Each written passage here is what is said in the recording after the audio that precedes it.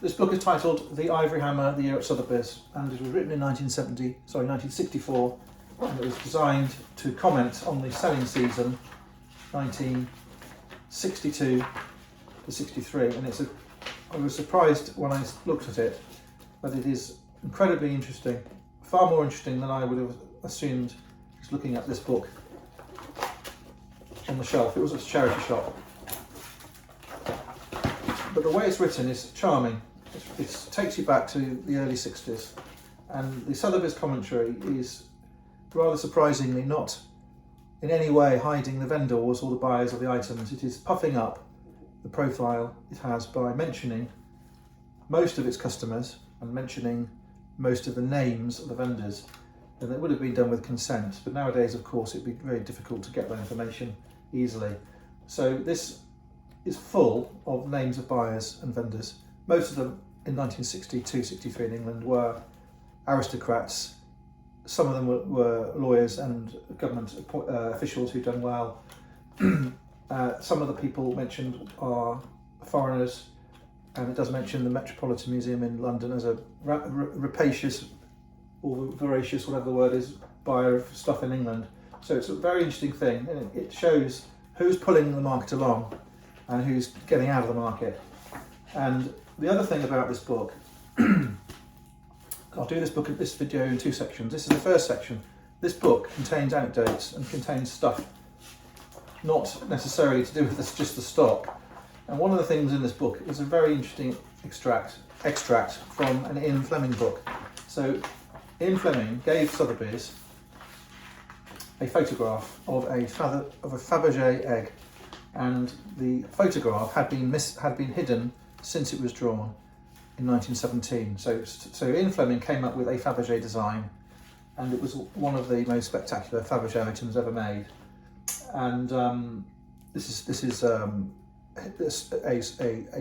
real Fabergé item which supports the novel, which is fictitious.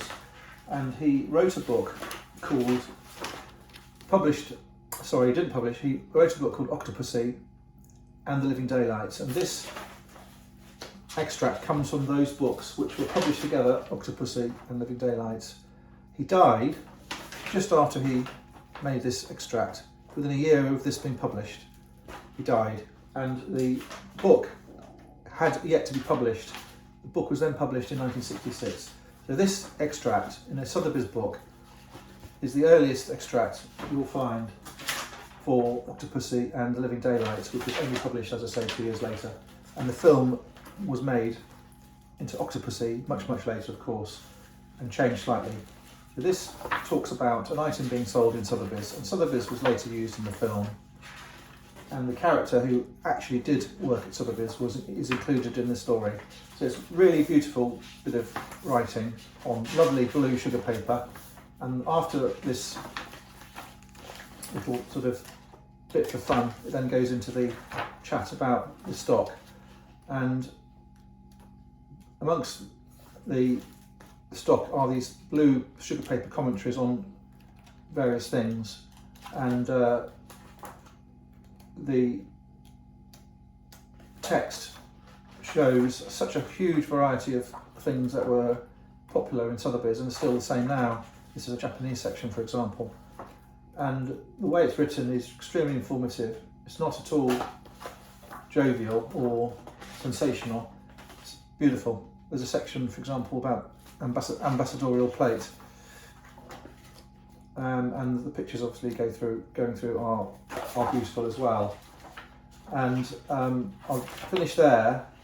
Actually, I won't. This is about Louis XIII, a gun collector. Talks about the Sun King as well, and has a section about arms too.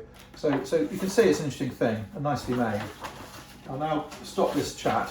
I mentioned the James Bond connection, which is the reason these are quite valuable books.